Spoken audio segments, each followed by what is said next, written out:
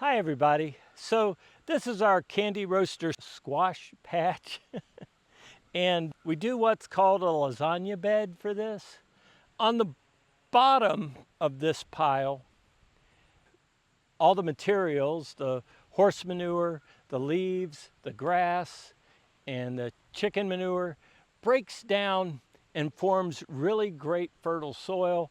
On the top, it forms a barrier so weeds can't get a foothold. And so it's really important that when hey Mingo, when I do this throughout the year, I keep putting materials on top of it so we can stay ahead of the weeds. And that only makes the fertile soil that much deeper and that much richer. Before we started putting down all this compostable material, we covered the ground with cardboard. And we did this by getting boxes from local businesses and breaking them down and laying them flat. And that kept the weeds that were already there and the seeds that were already there from germinating and forming big weeds that would continue to spread. So this is called a lasagna bed. It's also called a no-till garden, and it grows great candy roaster squash, they're really hungry plant. They really zap a lot of the nutrients from the soil to make a 14-pound candy roaster. And so they're great big squash. So what we do is we make this as rich and fertile as possible. And you know, we can get over 100 candy roasters. I think this year we got 88. So we've set aside a 20 by 40 patch on our garden just for candy roasters, and I keep about a 10 to 15 feet buffer around, because as you can see, those candy roasters really end up spreading out. So if you're going to grow candy roasters, I suggest giving them plenty of real estate.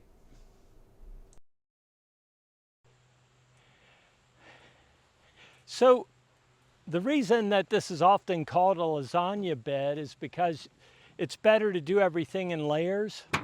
So we layer on grass, then we layer on leaves, then we layer on grass, then we might try to cover it sparsely with manure, and so on.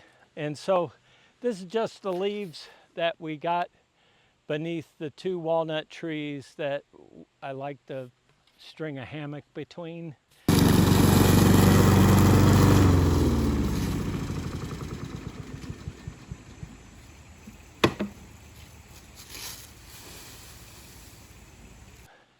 This will just give you an idea. So I want to spread these out as far as I can. You never want to put too much in at one time.